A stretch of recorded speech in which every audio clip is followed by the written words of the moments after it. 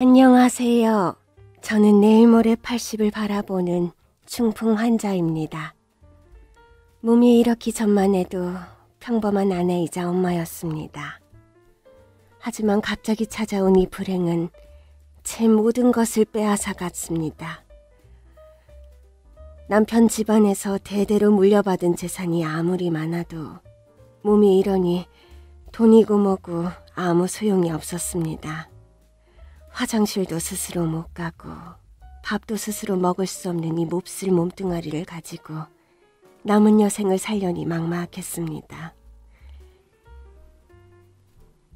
거기에다가 남편도 중풍에 걸려 수족을 아예 쓰질 못하고 저렇게 산송정처럼 누워있으니 매일매일이 지옥이었죠. 하지만 이렇게 세상을 등지지 않고 사연을 쓰게 된 이유는 이 못난 우리 부부를 버리지 않고 지극정성으로 돌봐준 한 사람에게 참회를 하기 위함입니다. 제가 한때 세상에서 가장 미워하고 증오했던 사람이 지극정성으로 돌봐주고 있다면 여러분은 믿으시겠습니까? 혈육도 아니고 제게 있어 가장 소중한 사람을 빼앗아간 이 사람. 이 여자는 도대체 우리 식구들과 무슨 인연 때문에 평생 고생만 하고 살아야 하는지 이제부터 이 이야기를 들려드리려 합니다. 저에겐 세상 그 무엇과도 바꿀 수 없는 아들이 하나 있습니다. 이제는 새아이의 아빠로 평범하게 살고 있지만 35년 전만 해도 우리 집안의 웃음소리를 전혀 들을 수 없었습니다. 그 이유는 바로 왼팔이 없는 제 며느리 때문이었습니다. 22살에 만난 며느리는 벌써 환갑을 바라보는 나이가 됐습니다. 며느리 자랑을 좀 하자면 몸이 불편한 시부모 수발은 물론 제가 생각도 하기 전에 음식이든 집안일이든 척척 해내는 우리 며느리는 정말 지금은 제게 있어 가장 소중한 사람입니다. 며느리에게 사랑을 듬뿍 줘도 이렇게 시부모에게 할까 말까인데 우리 며느리는 군말 하나 없이 저희 부부 수발을 하루도 빼놓지 않고 하고 있습니다.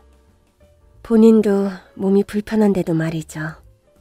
전 솔직히 남편이 치매 걸리기 전만 해도 며느리를 제 며느리로 인정도 하지 않으려 했고 온갖 수단과 방법을 써 아들에게서 떼어내려 했던 아주 악독한 시어머니였습니다. 며느리를 처음 만난 건 35년 전 어느 추운 겨울이었습니다. 며느라이는 어릴 때 사고로 왼팔을 잃고 사돈어른들에게는 아픈 손가락이었습니다. 사고만 아니었다면 정말 어느 것 하나 빠질 것 없는 참한 아가씨였습니다. 며느리 이름은 정수정. 수정이는 자신의 삶을 비관하기보단 비극적인 상황에서도 어떻게든 살아보려고 자신의 마음을 많이 다스리고 다독일 줄 아는 아이였습니다. 그날도 수정이는 인근 산속 기도원으로 기도를 드리러 가는 길이었다고 합니다. 벌써 이렇게 해가 졌네? 어디가 어딘지... 큰일이네. 수정이는 전국의 기도원을 찾아 기도를 드리는 신실한 신자였는데 그날따라 눈이 너무 많이 내렸고 해도 금방 지는 바람에 하산하기에는 어려움이 많은 상황이었습니다. 그렇게 산속을 헤매다 저희 가족이 머무는 작은 산장을 발견했고 우리 식구에게 도움을 요청했습니다. 누구세요? 실례합니다. 제가 요 근처 기도원에 기도를 마치고 하산을 하려고 했는데 눈도 너무 많이 오고 날도 어두워져서 도저히 움직일 수가 없어서요. 정말 죄송하지만 하룻밤만 묵어도 괜찮을까요? 부탁드립니다. 전 그때 왼팔이 없는 걸 발견했고 어려운 사람을 돕는 건 당연한 거라는 생각에 저희 집에 머물도록 하게 허락해줬습니다. 하얀 얼굴에 웃는 모습이 참 예쁜 아이였습니다. 누가 봐도 반할 만한 예쁜 얼굴이었죠. 저기 팔이 어쩌다가 그렇게 됐어요? 어릴 때 심한 피부병을 앓았었는데 별거 아니라고 놔두었다가 병이 심각해져서 결국 팔에 독이 퍼져서 이렇게 됐습니다. 아이고, 저런. 그런데 저 젊은 사람이 이런 깊은 산속 기도원은 왜 찾아온 거예요? 제가 몸이 이러니 부모님이 절 보기가 좀 많이 힘드셨나 봐요. 그래서 전국에 좋은 기도원이나 수도원 아니면 절이라도 들어가라고 하셔서 이렇게 떠돌게 됐네요. 부모님도 제 이런 상황을 좀 받아들이시고 마음이 편안해지시면 그때 다시 부모님과 함께 살려고요. 저런. 부모님은 제가 머물 곳이 정해지면 그곳에 기부를 하고 제가 마음 편히 사는 게 소원이라고 하셨어요. 그런데 전국을 돌아보니 여기 기도원이 참 마음에 들어서 지금 기도원 근처에 집을 짓고 있어요. 그럼 그동안은 어디서 지내려고? 산 밑에 작은 모텔을 얻었는데 거기서 지내야죠.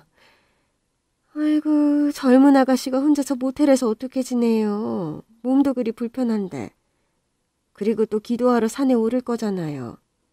일단 눈이 좀 멈틀 때까지 우리 집에 머물러요.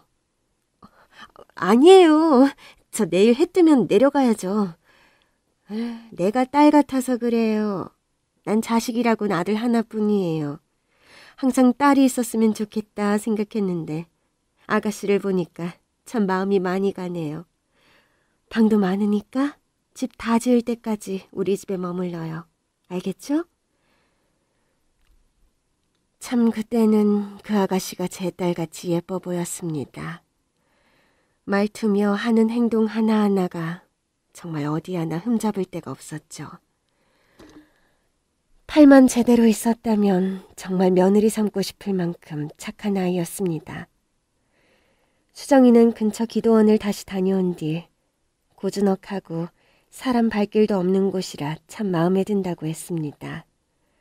또 수정이 부모님이 기부까지 한다고 하니 그 기도원에서도 마다할 이유가 없었죠. 아주 잘 됐네. 나도 가끔 그 기도원에 가보는데 원장님이 아주 좋으신 분이더라고. 이제 우리 이웃 되겠네?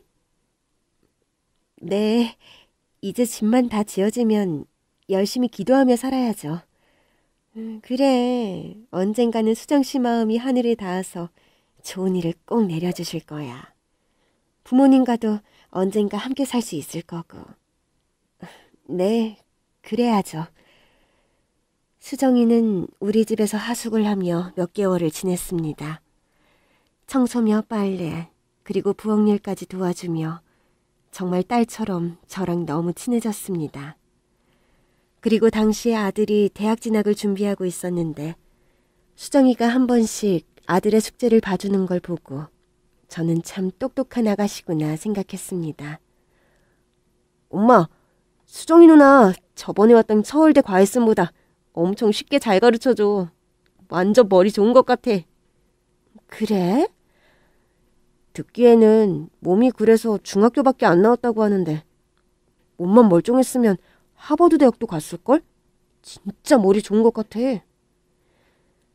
전 아들의 대학 진학 때문에 고민이 많았는데 수정이가 아들 공부까지 봐준다고 하니 저는 너무 고마웠습니다. 그냥 숙제 정도 봐준 것뿐인데 정우가 잘 따라오는 것 같아요. 내가 우리 아들 때문에 전국에 난다긴다는 선생들을 다 붙여서 가르쳤는데도 성이 안 차더라고. 그런데 수정씨 가르치는 게 정우 머리에 쏙쏙 들어온다고 하니 얼마나 고마운지. 하숙비 안 받을 테니까 우리 정우 공부만 좀 잘 봐줘요. 난 그거면 돼. 그래도 하숙비는 드려야 하는데. 아니, 이제 식구나 마찬가지인데 하숙비는 무슨 하숙비. 정우 좋은 대학만 가면 내가 이 은혜 꼭 갚을게. 알겠지? 영어면 영어, 수학이면 수학. 아들의 모의고사 성적은 쑥쑥 올랐고 저는 아들 성적이 오르는 걸 보면서 더할 나위 없이 기뻤습니다. 그런데 언젠가부터 아들과 수정이의 사이가 심상치가 않았습니다. 공부 끝나고 머리를 식히러 나간다며 밤늦게 집에 오는 일이 많아졌고, 둘이 뭘 하다 왔는지 온몸에 풀이 다 묻어선 오는 일도 많았죠. 전 너무 둘이 친한 게 아닌가 걱정이 됐지만 설마 했습니다. 그런데 결국 제가 예상한 일이 벌어지고 말았습니다. 하루는 볼 일이 있어 읍내에 볼일을 보고 늦게 돌아왔는데 집에서 웃음소리가 들리는 것이었습니다. 전 아들 방에서 나는 소리 같아서 2층으로 조심스럽게 올라갔습니다. 아들 방 문은 반쯤 열려 있었고 전 아들이 뭐 하는지 보려고 안을 들여다봤더니 세상에 수정이랑 아들이 서로 끌어안고 키스를 하고 있었습니다. 전 너무 놀라서 어찌해야 할 바를 몰랐고 순간 내 아들이랑 수정이는 절대 안 된다는 생각에 빗자루로 수정이를 마구 때렸습니다. 아니, 미성년자들이고 지금 뭐 하는 짓이야? 불쌍해서 받아줬더니 어디 감히 내 아들을... 엄마, 지금 뭐 하시는 거예요? 뭐? 너 지금 엄마한테 그게 할 소리야? 너야말로 지금 뭐 하는 짓이야? 공부하라고 둘이 붙여줬더니 이런 짓이나 하고 있었던 거야? 야, 너 네가 말해봐. 이게 다 어떻게 된 거야? 죄송합니다. 죄송합니다. 내가 측은지심으로 받아줬더니 은혜를 이런 식으로 갚아. 네 주제에 어디 감히 내 아들을 넘봐. 네 부모도 네 꾸라지 보기 싫어서 쫓아냈는데 지금 너 나한테 뭘 바라는 거니? 난 네 부모보다 널 더 아끼고 사랑해줬다. 그런데 이딴 식으로 날 조롱해? 팔병신 이게 무슨 무기야? 이게 보니까 완전 사기꾼이네. 팔병신인 걸로 사람 꼬드기고 너 같은 년은 천벌받아야 해, 이 나쁜 년. 엄마, 언제는 수정이 딸같이 예쁘다고 좋아하셨잖아요. 그런데 왜 이러시는 거예요? 그건 딸 같다는 이야기지. 네 배필이 되라는 말이 아니잖아. 아니, 지 몸뚱아리가 저러면 정상적인 사람은 감히 넘보면 안 되지. 그것도 내 아들은 더욱더. 죄송합니다. 제가 잠시 미쳤었나 봅니다. 제 주제도 모르고. 당장 짐 싸서 나가겠습니다. 안 돼. 가긴 어딜 가. 너 가만히 안 있어? 당장 나가. 지금 안 나가면 정말 내가 어떻게 돌아버릴지 모르겠으니까 이 몸 보존하려면 당장 나가라고. 그렇게 저는 온갖 욕설과 저주를 퍼붓고 수정이를 내쫓아버렸습니다. 수정이가 나가는 걸 보고 아들은 따라가려고 했습니다. 저는 온 힘을 주어 아들 바지가랑이를 붙잡고 절대 가면 안 된다고 발악을 했습니다. 너 나가고 싶으면 엄마 죽이고 가. 제발 정신 좀 차려. 저 팔병신이 뭐가 좋다고 이러는 거야? 저 팔병신이 엄마보다 더 중요하니? 어? 엄마가 수정이 예뻐했잖아요. 그거 다 거짓말이었어요? 네? 네 짝으로 생각해 본 적은 한 번도 없어. 그리고 넌 미성년자야, 미성년자. 미성년자 꼬셔서 이러는 게 말이 되니? 제가 좋아서 쫓아다닌 거예요. 수정이는 안 된다고 했는데 제가 좋아서 그런 거라고요. 그런 거 다 꽃뱀들이 하는 짓이야. 불쌍한 척하면서 남자 마음 휘두르는 뱀 같은 것들. 너 당장 네 방에 올라가. 당장! 얼마나 악을 썼던지 저는 아들이 방에 들어가고 나서야 온몸에 힘이 풀려 주저앉아 버렸습니다. 어떻게 내가 수정이를 얼마나 예뻐했는데 내 아들을 너무 못하니. 정말 쥐어뜯어놔도 속이 편하지 않을 것 같았습니다. 정말이요? 미친년이었어요. 머리 검은 짐승은 거두는 게 아니라고 했는데 그 말이 딱이에요. 완전히 내 아들 꼬시려고 들어온 년 같았어요. 병신 주제에 어디 감히. 정우 마음 좀 잡을 수 있게 당신이 좀 더 신경 써줘요. 지금 완전히 그년한테 빠져서 제정신이 아니에요. 알았어. 으, 좋은 대학 가고 좋은 데 취직하면 널리고 널린 게 여잔데 뭐가 아쉬워서 그 팔병신이 좋다는 건지. 그러게 말이에요. 어렵게 얻은 아들이고 하나밖에 없는 자식이라 저는 그년이 더 미웠습니다. 내가 아들을 어떻게 키웠는데. 전 아들이 빨리 마음을 잡을 수 있도록 노력했습니다. 그런데 여보세요? 정우 어머님 되시죠? 저 정우 담임입니다. 네, 선생님. 어쩐 일이세요? 아, 저 정우가 오늘 학교를 안 나와서요. 무슨 일 있나요? 정우가요? 정우 학교 갔는데? 아니요, 오늘 학교 안 나왔어요. 오늘 마지막 모의고사인데 학교도 안 오고 걱정돼서요. 전 순간 큰일이 벌어졌다는 걸 직감했습니다. 남편에게 연락해 아이가 없어졌다고 말을 했죠. 그리고 남편은 당장 경찰서로 가자며 저를 데리고 경찰서로 갔습니다. 무슨 일로 오셨어요? 저희 아들이 오늘 갑자기 사라졌어요. 저희 생각엔 유괴당한 것 같아요. 유괴요? 아드님 나이가 어떻게 되는데요? 만 17세입니다. 왜 유괴를 당했다고 생각하시죠? 그게 말이죠. 얼마 전에 우리 집에 어떤 여자가. 여보, 정우 어디 있는지 알 것 같아요. 우리 그만 가요. 뭐? 얼른 나가자고요. 전 남편을 경찰서에서 끌고 나왔습니다. 남편은 절 보고 어이가 없다는 듯 왜 신고를 하지 않느냐고 다그쳤죠. 그년이 데리고 간 거라고.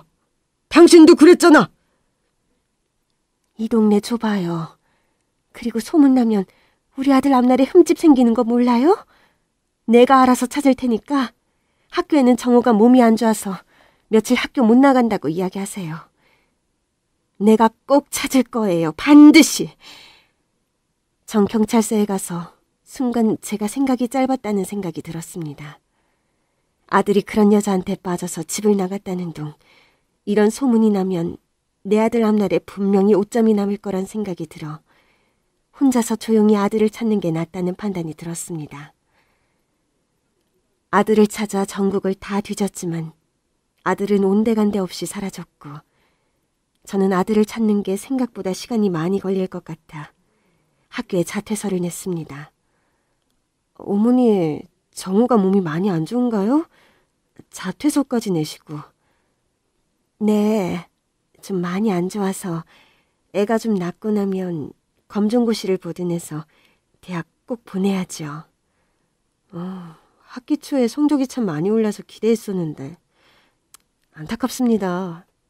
정우 간호 잘해주시고 필요한 일 있으면 언제든 연락 주세요. 네, 알겠습니다, 선생님. 전 아들의 자퇴서를 내고 학교를 나서는데 정말 원통하고 분해서 참을 수가 없었습니다. 그년이 내 아들 인생을 망쳤다는 생각에 찾아내면 죽여버리고 싶을 만큼 분노가 치밀었었죠. 도저히 저 혼자 힘으로는 아들을 찾기가 힘들기도 했고 마을에 자꾸 흉흉한 소문이 돌아 이사를 가기로 결심했습니다. 아니, 요즘 정우가 안 보이네. 그리고 그 팔 없는 아가씨도 안 보이고. 아, 우리 정우 서울 갔어요. 서울에 좋은 선생이 있다 해서 거기서 공부하라고 보냈어요. 그럼 그 아가씨는 어디 갔어? 모르죠. 뭐 어느 날 나가겠다고 해서 그러라고 했어요. 미안하네. 둘이 같이 없어지니까 꼭 둘이 같이 도망간 것 같잖아. 저기요. 말씀이 지나치시네요. 아니, 이제 말이 그렇다고. 사실 동네에 그런 말이 많이 돌고 있어. 야반도주를 했다느니 뭐 이런 말. 그런 일 없으니까 허튼 소리 하면 정말 다음엔 가만히 안 있을 거예요. 아셨어요? 아니, 왜 나한테 성질이야? 전 사람들의 눈을 피해 고향을 떠나기로 결심했습니다.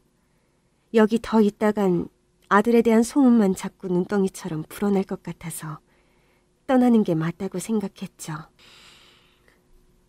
그렇게 고향을 떠나 살면서 저는 아들을 찾기 위해 안 해본 일이 없었습니다. 전단지도 돌리고 전국 기도원마다 찾아다니기도 했죠. 하지만 아들은 어디에도 없었습니다. 그래서 저는 사설 탐정을 고용했습니다. 아들을 찾아야 했으니까요. 멀리는 못 갔을 것 같은데. 정말 전국을 돌아다니며 다 찾았어요. 어디에도 없어요. 우리 아들 좀 제발 찾아주세요, 제발. 알겠습니다. 저 아드님 사진이랑 그 여자 사진도 있으면 좀 같이 주세요. 아마도 그 여자랑 같이 있는 게 분명한 것 같습니다. 만약 그 여자랑 같이 있으면 꼭 그 현장에 저도 불러주세요. 아셨죠? 한 달쯤 지났을 때 탐정으로부터 연락이 왔습니다. 아드님 찾았습니다. 예상대로 그 여자랑 같이 살고 있더군요. 그래요? 거기가 어딘데요?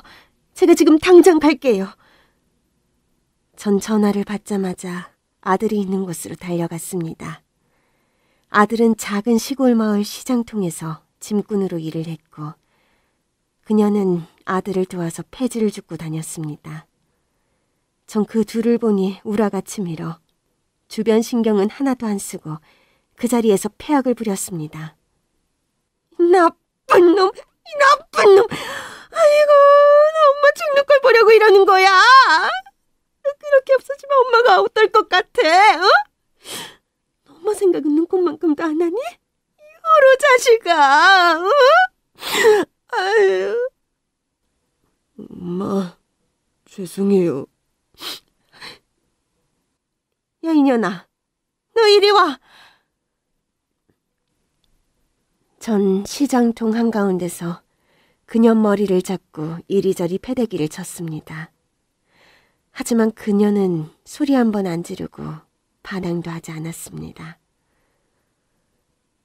야, 네가 팔병신이지 펑어리냐? 왜 말을 안 해, 말을! 내 아들 꼬드겨서 이렇게 사니까 행복하니? 너만 아니었으면 우리 아들 이러지도 않아. 단 2년 때문에 내 아들 인생 망쳤다고, 이 나쁜 년아! 온 얼굴이 흙과 피로 범벅이 된 수정이는 제 앞에 무릎을 꿇었습니다. 그리고 울면서 하소연했습니다. 어머님, 정말 죽을 죄를 진 거 압니다. 하지만 저도 정호를 너무 사랑합니다. 저를 이렇게 여자로 봐주고 절 아껴주는 사람은 정말 정호가 처음입니다. 저희 너무 사랑하고 있습니다. 엄마, 수정이는 아무 잘못 없어요. 내가 좋아서 집 나온 거라고요. 수정이가 저 모르게 숨어버려서 저도 수정이 찾느라 전국을 헤맸어요. 수정이 없으면 도저히 살 수가 없었거든요. 수정이는 절 자꾸 밀어내려 했어요. 근데 제가 약 먹고 죽겠다고 울며 불며 매달려서 이렇게 된 거예요. 수정이는 저더러 빨리 집으로 돌아가라고 오히려 절 밀어냈어요. 그런데 수정이는 아무 잘못 없어요. 수정이 뭐라 하지 마세요, 제발요. 차라리 수정이가 내 아들 꼬셔서 이렇게 됐다면 욕이라도 더 퍼부었을 텐데. 아들이 하는 말을 들으니 어이가 없었습니다. 지가 좋아서 집을 나가고 지가 좋아서 수정이랑 살림을 차리고 살고 있으니 저런 걸 낳고 미역국을 먹은 게 후회됐고 다 토해내고 싶었습니다. 아유, 이 자식아. 차라리 접신물에 코 박고 죽어. 죽으라고. 너만 엄마 죽는 걸 보기 싫으면 당장 짐 싸서 나와. 2번 말 안 해. 당장 싸서 나와. 싫어요. 싫다고요. 저 수정이 없이는 못 살아요. 차라리 정말 죽는 게 나아요. 전 정말 아들을 어떻게 해야 할지 몰랐습니다. 그런데 수정이가 아들의 짐가방을 싸서 제게 건넸습니다. 아무도 모르는 대로 숨어 있을게요. 그러니 너무 노여워 마시고 정호 데리고 가셔요. 안 돼. 싫어, 수정아. 수정아. 너 안 가면 내가 죽어버릴 거야. 그러니까 얼른 어머니 모시고 가. 너 나 사랑하잖아. 사랑한다고 했잖아. 수정아. 수정아. 저는 뒤도 돌아보지 않고 아들을 데리고 집으로 왔습니다. 아들은 몇 날 며칠 먹지도 않고 누워만 있었습니다. 너 진짜 엄마 죽는 걸 볼래? 한 술이라도 제발 떠, 제발. 엄마 소원이다. 응? 안 먹어요. 아휴, 나 지금 엄마 마음이 어떤지 아니? 갈기갈기 찢어져서 완전히 속이 말이 아니야. 넌 어떻게 엄마 마음을 이렇게 모르니? 아들이 도망갈까봐 저는 밖에 자물쇠를 채울 수밖에 없었습니다. 아들을 그렇게 방에 가둬놓은 게 마음 아팠지만 어쩔 수가 없었죠. 전 어떻게 해서든 아들을 먹이려고 아들이 좋아하는 전복죽을 사러 시장에 갔습니다. 그리고 아들이 좋아하는 음식들을 한가득 사왔죠. 그런데 정말 잠시 집을 비웠는데 아들은 방에 없었고 이불을 줄삼아 창문 밖으로 도망쳤습니다. 그리고 아들이 없는 침대에는 종이 한 장이 덩그러니 올려져 있었습니다. 엄마, 아들 없다고 생각하세요. 전 수정이 없이는 살 이유가 없어요. 죄송해요. 전 아들이 적어두고 간 편지를 보고 답답한 가슴을 정말 후벼 파고 싶을 만큼 고통스러웠습니다. 하지만 전 포기하지 않았습니다. 아들이 이러면 이럴수록 저는 세상 끝까지 쫓아가 아들을 찾아낼 거라고 결심했습니다. 이번엔 광주래. 당장 준비해. 갈 길이 멀어. 다시 5개월 만에 저희 부부는 아들이 있는 곳을 찾게 됐고 아들이 저희에게 잡혔을 땐 이미 아이를 출산한 때였습니다. 정말 갈수록 태산이었습니다. 아무것도 모르는 것들이 애까지 낳고 살겠다니. 전 그 애가 아무리 내 아들 핏줄이라 해도 내 아들 앞길 막는 것으로밖에 안 보였습니다. 엄마, 아버지, 보세요. 우리 딸 너무 예쁘죠? 제가 이런 애를 두고 어딜 가요. 저도 이제 성인 됐어요. 그러니까 제발 저희 인정해 주세요. 걸레 같은 년, 어디 몸을 함부로 굴려서 애까지 낳아. 네가 이러면 내 아들을 가질 수 있을 것 같아? 어림없어. 너 같은 거한테서 낳은 애는 우리 핏줄로 인정할 수도 없고 인정하기도 싫어.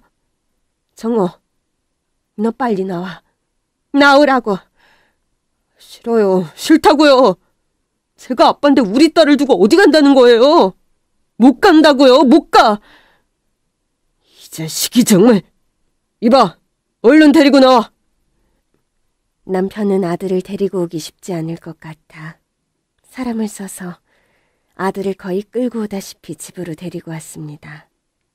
한 팔로 우는 애를 안고 있는 수정이를 보니 정말 화가 나서 미칠 지경이었죠.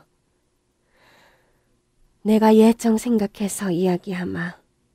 그 애 네가 절대 못 키워. 네 꼴이 그런데 네 아이가 널 엄마로 인정하겠니? 애 미래를 위해서라도 고아원에 보내든지 해라. 치안문 건사하는 것도 힘든데 애를 키운다고? 너 정말 아무 생각이 없구나. 다신 보지 말자. 제발 부탁이다. 전 그렇게 모진 말을 내뱉고 다시 수정이를 버렸습니다. 하지만 둘은 전세계 무슨 인연이었는지 아들은 또다시 집을 나갔습니다. 이러다 평생 아들만 찾으러 다니다가 제 인생 끝나겠구나 생각이 들었죠. 또 나갔단 말이야? 그래, 나 어떡하면 좋으니. 네 매형 보기도 너무 부끄럽고 이제 정우 찾으러 나갈 힘도 없어. 만약에 이번에 또 다시 찾아와서 데려오면 또 나갈 건데 이걸 어떻게 해야 하니? 누나, 내가 정우 찾아볼게. 정우 나 좋아하잖아. 아, 그래 볼래? 그래도 외삼촌은 잘 따랐으니까 네가 좀 잡아서 데리고 있어주라. 도저히 내 말은 듣지를 않아. 걱정 마. 내가 다 생각이 있으니까. 제 남동생은 제가 힘들어하는 걸 보고 아들을 찾으러 다녔고 1년 만에 아들을 찾았습니다. 그런데 찾고 보니 둘째를 낳고 살고 있었습니다. 너 지금 뭐 하는 거야? 어?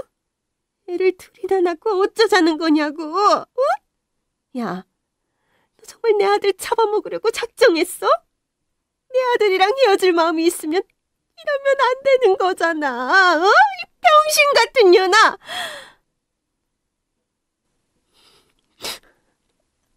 하느님께 기도했어요. 제발 정호 씨와 어머님이 편안해질 수 있도록 기도하고 또 기도했는데 그게 마음대로 잘 안 됐어요.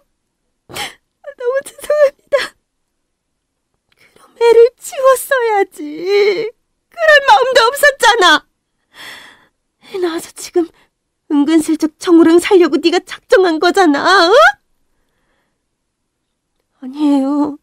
절대 아니에요, 어머님. 병신 같은 게 어떻게는 저렇게 잘났는지. 내가 예전에도 말했지만 네가 낳은 애들 난 인정 못한다. 네가 알아서 키우든 버리든 마음대로 해. 정우는 집 외삼촌이 이미 데리고 떠났을 거다.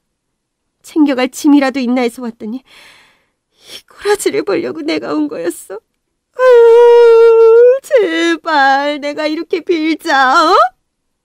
너도 우리 정호 인생에서 제발 사라져줘. 너랑 어울리는 사람 만나서 살아. 너도 알잖아.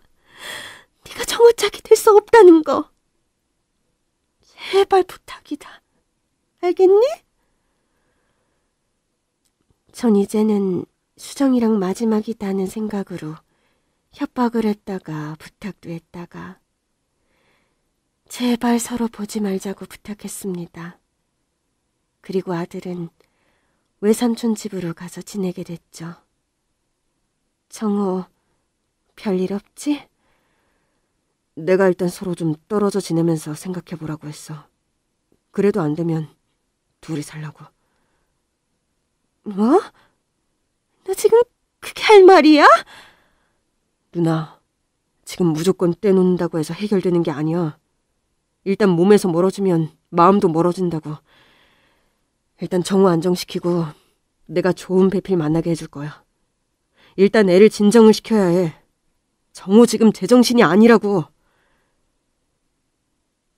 동생 말을 들으니 더 이상 채찍은 통하지 않는다는 생각이 들었습니다. 채찍과 당근을 적절히 사용했어야 했는데 저는 너무 속상한 나머지 둘을 어떻게 해서든 떼어놓으려고만 했었죠.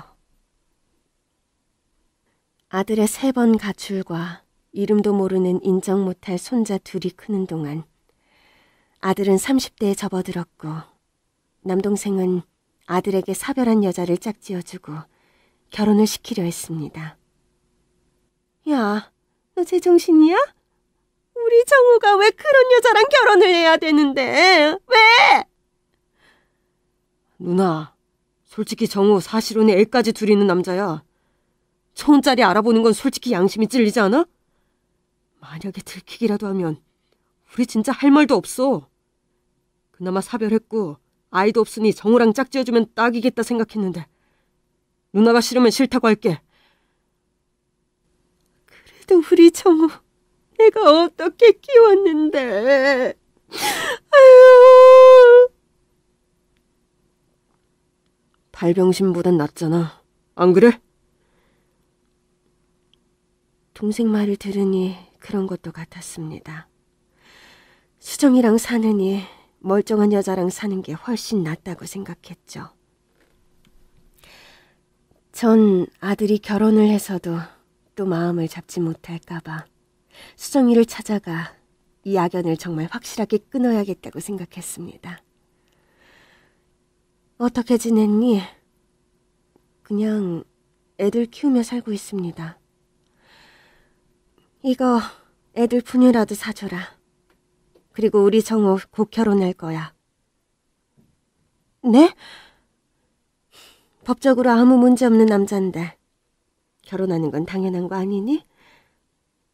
네. 노파심에 하는 말인데 우리 정우 결혼하고 나서 네가 정우를 찾아간다거나 정우가 널 찾아오는 일은 절대 없게 해라. 알겠니? 네가 정말 정우를 사랑한다면 정우가 잘 되길 바라는 게 좋잖아. 거머리처럼 들러붙어서 우리 아들 괴롭히는 일 이제 제발 끝내자. 알겠니? 전 그렇게 마지막으로 확실하게 수정이에게 못을 받고 이제는 절대 볼 일이 없다고 생각하며 서울로 올라갔습니다. 지금 생각해보면 정말 인간으로서 천벌받을 짓을 제가 하고 만 것입니다. 하지만 그땐 아들밖에 보이질 않았고 팔 없는 여자애랑 우리 아들이 산다는 것 상상만 해도 끔찍했습니다. 한 달 후 집으로 편지 한 통이 왔습니다. 제 이름 앞으로 된 편지였고 전 그 편지를 열어봤습니다. 수정이었습니다. 어머님과 처음 만났던 날이 아직도 생생하게 기억납니다. 보잘것없는 저를 항상 웃으며 대해주시고 따뜻한 말로 지친 제 마음을 위로해 주셨죠. 그런 어머님의 사랑도 모르고 저는 넘지 말아야 할 선을 넘었고 어머님께 씻을 수 없는 상처를 드렸습니다. 그 어떤 걸로 용서받을 수 없다는 거 압니다. 솔직히 애들 아빠가 도망쳐 다시 절 찾아올 때마다 밀어내려고 노력했지만 제 노력이 부족했나 봅니다. 그리고 절대 생각해서는 안 될 욕심도 잠시 부렸습니다. 정우랑 우리 아이들이 오순도순 잘 살 거란 욕심 말이죠. 이제 전 모든 것을 내려놓고 속세와 인연을 끊으려 합니다. 아이들을 데리고 아무도 모르는 곳으로 가 오직 아이들만 바라보고 살 생각입니다. 절대 정우 씨 핏줄이라고 내세울 일도 없을 것이며 어머님께 제 소식이 들릴 일은 만들지 않겠습니다. 그동안 너무 감사했고 부디 건강하십시오. 전 편지를 읽고 나서 눈물이 멈추지 않았습니다. 도대체 내가 왜 수정이랑 인연이 돼서 이렇게 서로를 아프게 하는지.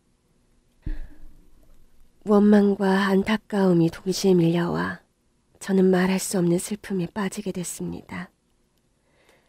결혼을 앞두고 결국 아들은 서울에서 사라져버렸습니다.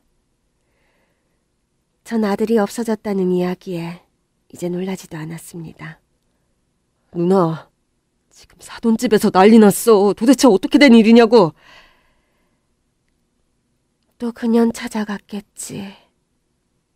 아니 도대체 그 여자가 뭐가 좋다고 이러는 거야. 이 자식 정말 묶어서 집에 가둬놓을 수도 없고. 미치겠다 정말. 피해 보상해준다 그래. 이제 정우 내 아들 아닌 것 같다. 이제 나도 지친다 지쳐. 처음에는 아들을 빼앗아간 수정이가 너무너무 믿고 원망스러웠습니다. 하지만 세월이 흐르니 내 아들도 잘못한 게 많다는 생각이 점점 커져갔죠.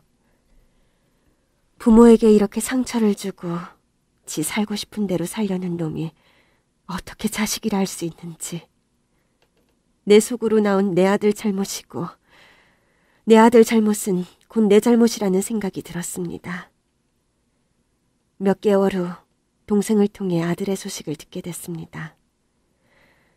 아들은 절에 들어가 불교에 귀의했고 머리를 깎고 수행을 하고 있다고 했습니다. 그런데 그 사찰이 바로 수정이가 있는 기도원과 같은 산에 있는 것이었습니다. 정우 만나보니 얼굴이 굉장히 편해 보이더라.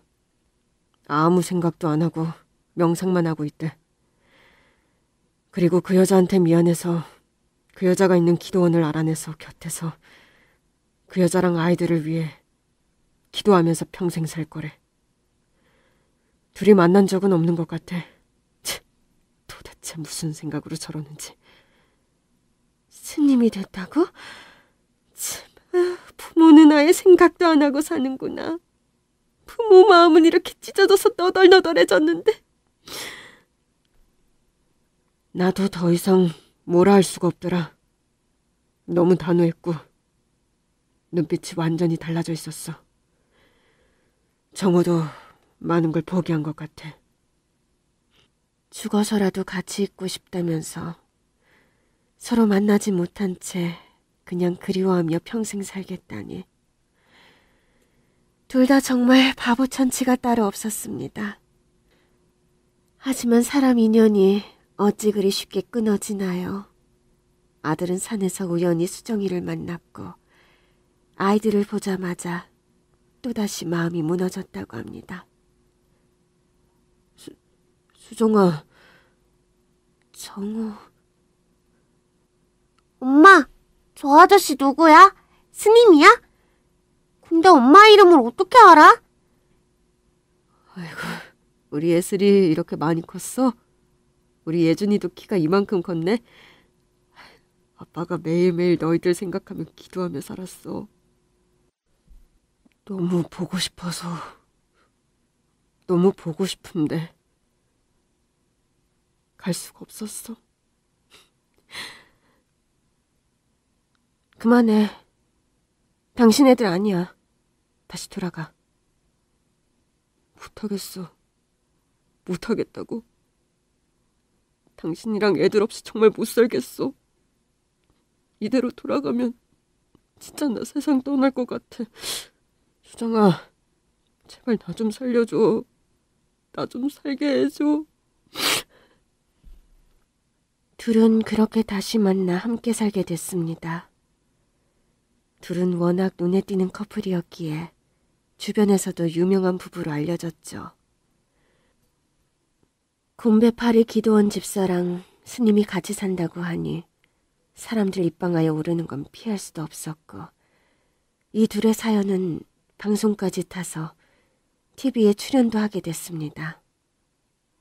전 그렇게 아이들을 TV에서 보게 됐습니다. 둘은 기도원에 있는 작은 방에 거주하면서 딸 하나, 아들 하나를 두고 살고 있었습니다. 아이들은 정말 아들을 많이 닮았고 천사같이 예뻤죠. 저는 하나는 스님이 되고 하나는 속세를 떠나 아이만 바라보고 살면 사는 게 아닐 거라 생각했는데, 그들은 함께일 때 가장 행복하다고 이야기를 했습니다. 잠은 사찰에서 잡니다. 낮에는 다른 아빠들과 마찬가지로 아이들과 놀아주기도 하고요. 아내분이 몸이 많이 불편하신데 걱정이 많으시겠어요? 아내는 저보다 더 강한 사람입니다. 몸이 불편하지만 저보다 더 많은 일을 하는 사람이고 더 똑똑한 사람입니다. 저한테는 과분한 사람이죠. 제가 오히려 아내한테 걱정거리가 되고 있어서 부끄럽습니다. 속 타는 애미 생각은 하나도 안 하는 것 같아 보였습니다. 저는 그것들이 TV에 나오는 걸 보면서 만약 먼 훗날 애들을 데리고 날 찾아오면 가만두지 않을 거라고 나쁜 마음을 또 먹게 되었습니다. 세월은 속절없이 지나가고 저는 어느덧 팔순을 앞두고 있었고, 남편은 80을 넘은 할아버지가 됐습니다. 자식 없이 둘이 살다 보니 그냥 하루하루 숨만 쉬고 사는 게 일상이 돼버렸습니다. 웃을 일도 없고 누가 찾아온다거나 그런 일도 없었습니다. 매년 명절을 앞두고 이것들이 오나 안 오나 저는 내심 기다렸습니다.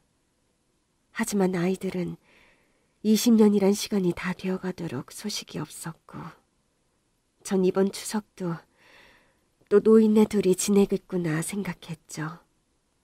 그런데 남편이 시간이 지나면 지날수록 예전 같지가 않았습니다. 화장실을 갔다 와서도 안 갔다며 다시 가고 밥을 먹었는데도 안 먹었다고 성질을 내며 다시 밥상을 차리라는 일이 다반수였습니다. 저는 분명히 남편에게 문제가 있다고 생각해 병원으로 데리고 갔습니다. 치매가 상당히 많이 진행이 되었네요. 치매예요? 네, 여기 보시면 뇌가 거의 상당 부분 죽어 있다고 보시면 돼요. 치매 중에서도 좀 심한 상태입니다. 아니지, 그냥 건망증인 줄 알았는데. 이렇게 될 때까지 건망증인 줄 알고 방치하시는 분들이 많습니다. 처방해드린 약 꾸준히 드시고 말벗 자주 해드리세요. 예전에 좋은 기억들도 자주 이야기해 주시고요. 전 청천벽력 같은 이야기에 막막했습니다. 남편이 치매라니. 남편은 치매 판정을 받고 나서 그 증상이 더 심해졌습니다. 마음대로 집 밖을 나가 집이 어딘지 몰라 경찰에 신고해 찾는 일이 일쑤였고 대변을 보고 벽에다 그림을 그린다면서 온 집안을 엉망으로 만들어놨죠. 간병인을 불러도 소용이 없었습니다. 워낙 성격이 강하고 몸도 건장한 체격이라 간병인들이 전부 힘들어서 도망가기 바빴죠. 그래서 남편을 돌보는 일은 모두 제 몫이 되었습니다. 그렇게 1년을 남편 간호만 하며 살다 보니 제 건강에도 이상이 찾아왔습니다. 그날도 남편을 목욕시키고 너무 힘들어 잠시 앉아있는데 뭔가 어지럽더니 갑자기 정신을 잃고 쓰러져 버렸습니다. 눈을 떠보니 오른쪽 얼굴이 전혀 움직이질 않았고 팔이며 다리 모두 감각이 없었습니다.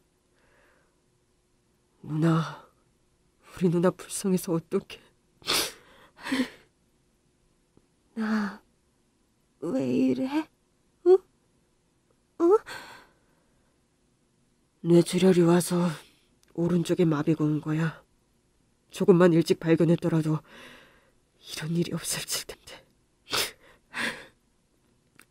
그러면 나 팔 못 써?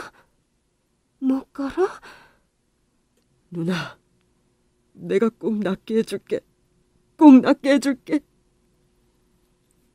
전 뇌출혈로 쓰러졌고 반나절을 그렇게 방치된 채로 있었다 보니 오른쪽 수족에 마비가 오게 된 겁니다. 하루아침에 몸이 이렇게 되니 저 자신도 너무 충격이었습니다. 그렇게 치료를 받고 퇴원하던 날 동생이 뭔가 머뭇거리며 제게 무언가 말을 하려 했습니다. 가자, 집에. 누나, 내가 모시고 가려고 했는데.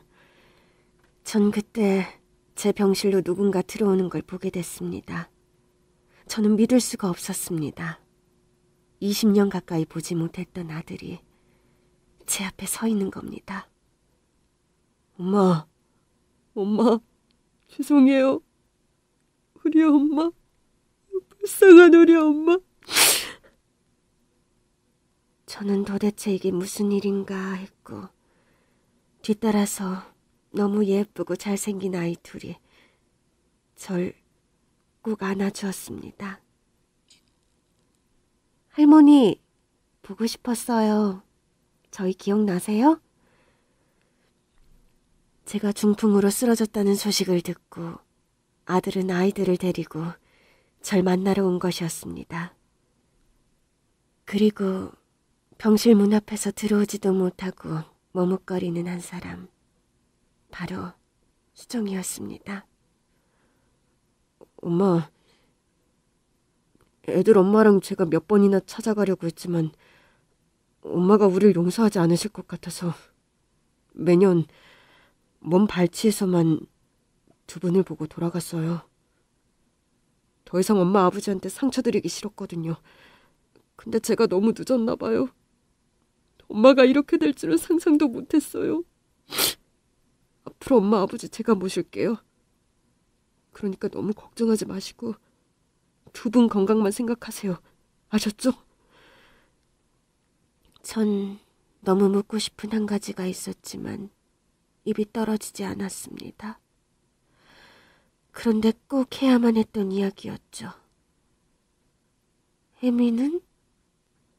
혜미, 수정이. 제 어눌한 목소리를 들은 며느리는 그제서야 제 앞에 나타나 무릎을 꿇고 통곡을 하기 시작했습니다. 죄송해요, 어머님. 어머님을 잘 모셨어야 했는데 제가 어머님을 잘 돌봐드리지 못해 이런 일이 생긴 건가 봐요. 제가 평생 속죄하며 살겠습니다. 어머님 제가 꼭 낫게 해드릴게요. 그 많은 세월을 증오와 원망으로 며느리를 대했던 것이 그날 눈 녹듯 사라지고 저 또한 며느리에 대한 미안함과 그리움이 밀려와 눈물을 하염없이 흘렸습니다. 내가 미안하다. 이렇게 착한 너를 모질게 대해서 미안하다, 며느라. 어머님. 전 30년이 가까운 시간이 지나서 처음으로 아들의 아내 그리고 내 손자들의 엄마인 수정이를 처음으로 며느리라고 불렀습니다. 아이들은 며느리가 자기 손으로 직접 지은 집으로 우리 부부를 데리고 갔고 집에 들어서니 마치 원래 제가 살던 집처럼 포근하고 따뜻했습니다. 저는 이 집을 보면서 내가 진작 마음을 내려놨으면 아이들과 행복하게 살았을 텐데 라는 후회가 밀려왔습니다. 하지만 치매 시부에 중풍 걸린 시모를 모시는 며느리를 보니 그동안의 원망과 후회는 싹 없어졌습니다. 거동이 불편하니 한 번씩 실수를 해도 며느리는 단 한 번도 싫은 내색 없이 절 데리고 목욕을 시켜주었습니다. 두 손으로 해도 힘든 일을 한 손으로 말이죠. 어머니, 좋으시죠? 좋아. 이따가 아버님 목욕도 시켜드려야 하는데 제가 손이 하나라. 어머님이 도와주실 수 있죠? 우리는 그렇게 서로에게 부족한 부분을 채워가며 사이좋은 고부간이 되었습니다. 저는 며느리에게 없는 왼팔을, 며느리는 제가 못 쓰는 오른팔을 내밀었고 남편의 간병호뿐만 아니라 늘 함께 서로의 팔이 되어주면서 그렇게 행복하게 살고 있답니다. 지금 나이 50이 된 며느리를 보니 그렇게 악을 쓰고 저주를 퍼붓기만 했던 지난날이 너무 후회가 됩니다. 제가 몸이 멀쩡했다면 며느리에게 더 잘해주고 좋은 말만 해주었을 텐데 몸이 이렇게 되니 정말 매일매일 며느리에게 속죄하며 살고 있습니다. 여러분, 사람의 겉모습만 보고 판단하지 마세요. 그리고 내 자식이 중요한 만큼 남의 자식도 소중하다는 걸 알아주세요. 이런 욕심을 씻어내면 하루라도 더 행복할 수 있고 하루라도 더 사랑하는 가족들과 웃을 수 있습니다. 며느리가 이 방송을 들을지 모르겠지만 용기 내 말해봅니다. 세상에서 가장 착한 우리 며느리 정말 사랑한다.